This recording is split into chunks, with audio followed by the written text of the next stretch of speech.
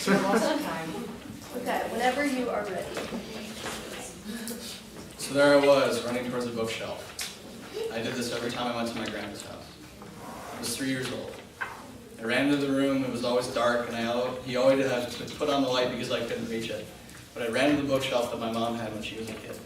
And I always looked for a book, a certain book. I couldn't read yet, but I knew this book. I knew it well. And I found it. Bats. No, I didn't like bats. I actually was kind of scared of them. But it was how my grandpa and I connected. So I grabbed that book, and I ran out the corner, and I slid across the hardwood floor, almost falling over and hit the door. And there my grandpa was sitting in his chair, waiting for me. And I'd jump up on his lap, and I'd sit there, and I'd open up the book. And he's like, "This book again? You want to see the bats again?" I'm like, "Yes, the bats! The bats!" He's like, "Okay." We didn't read the book, we just looked at the pictures. And I got to turn the pages. That was a big deal. So I would turn the first page, and right as I was about to flip it over so it was flat, he would go like, "Whoa!" and grab my side, try to scare me, and I'd be like, "Ah!" And that's how my grandpa and I connected. When I was about 10 years old, he had Alzheimer's disease. Broke my heart. I didn't know how to handle it. I didn't know what was going on, but all I knew is he wasn't in his chair anymore. He was on the couch. I'd come over and make scrambled eggs for him every day, because that's all I know how to make. So, about 2 years later, I was at the front of the casket carrying him with me and my cousins. And he said, "I want my family to carry me in death as I carried them in life." That day we put him in the ground. Broke my heart. It was really hard for me. And military funeral. He was in the Navy. He could have had Marines carrying him, but he wanted his family to carry him. To this day, I always remember him for that. So, the reason why I want to honor him is because he's a man of integrity, he's a man of great humor, and he's a man of faith. He's a man of integrity because for 40 years after he came out of the Navy, he worked at Honeywell, and he didn't take a single sick day, because he wanted to get as much money as he could for his family and provide.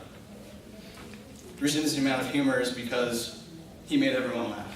No matter what background they were from, he'd always figure out to find a way to make them laugh and to make them happy. He's a man of faith because he instilled the values of God in our family, and because of that, we're all close today, and we all have faith in God.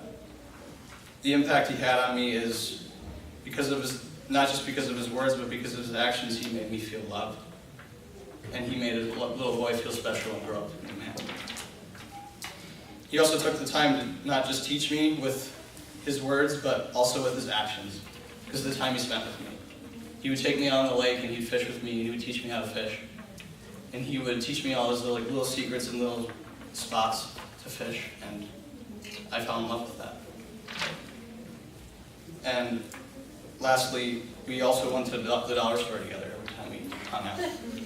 And he would tell me, "You can get 5 toys. I didn't know what the value was of them, but I was told I can get 5 toys, and I would just go berserk.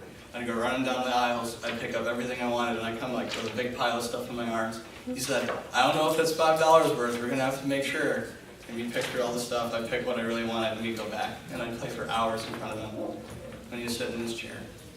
And first of all, the thing that I want you guys to take away from my grandfather is that he was a hard worker, he was dedicated to his family, and being willing to sacrifice what he needed to provide for his family. Work hard to benefit yourself, others, and to give glory to God. Ultimately, it's to give glory to God, but supporting your family and being willing to sacrifice for them is a big key. And lastly, be who you are to make a child's world come to life in an exciting way, just like he did for me. Thank you.